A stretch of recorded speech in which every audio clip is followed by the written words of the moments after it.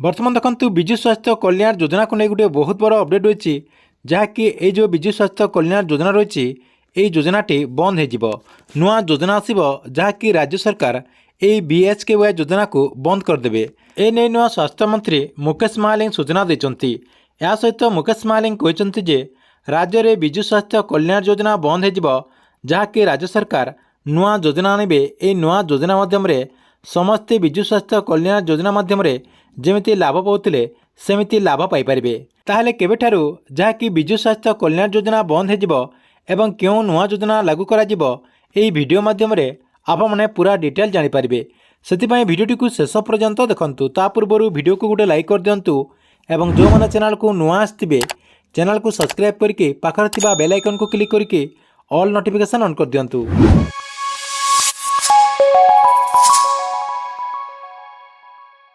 देखंतु राज्य में नुआ सरकार परिवर्तन हो गला परे जहाँकि पुराना सरकार जहाँ भी योजना थिला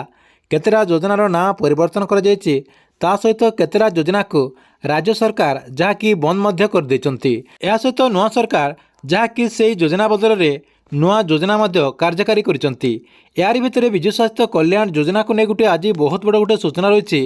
जहाँकि नुआ स्वास्थ्य मंत्री मुकेश महालिंग सूचना देछंती जे से कहते जे खूब शीघ्र जहाँकि आपणकर जो विजु स्वास्थ्य कल्याण योजना रही यही विजु स्वास्थ्य कल्याण योजना बंद हो सरकार तरफ जहाँकि नुआ योजना मध्य कार्यकारी करा। माननीय स्वास्थ्य मंत्री कहते जे सेप्टेम्बर 10 तारिख पर राज्य में नुआ योजना कार्यकारी करा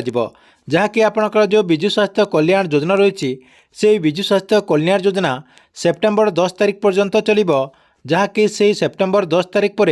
नुआ योजना कार्यकारी करा। राज्य में सेप्टेम्बर 10 तारिख पर गोपबंधु जन आरोग्य योजना को कार्यकारी करा सेप्टेम्बर 10 तारिख पर्यंत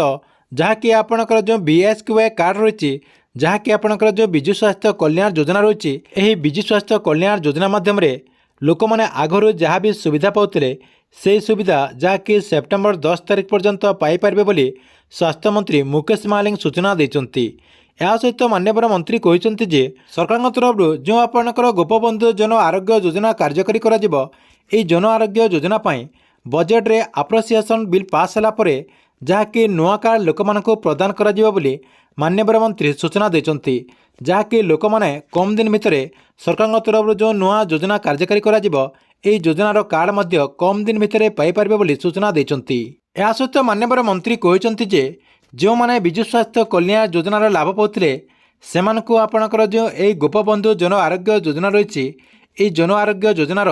कार्ड मध्य प्रदान करा। या सहित सरकार तरफ यही आपणकर जो नुआ योजना रही यही योजना माध्यम लोक मानक केते टंका दिज्व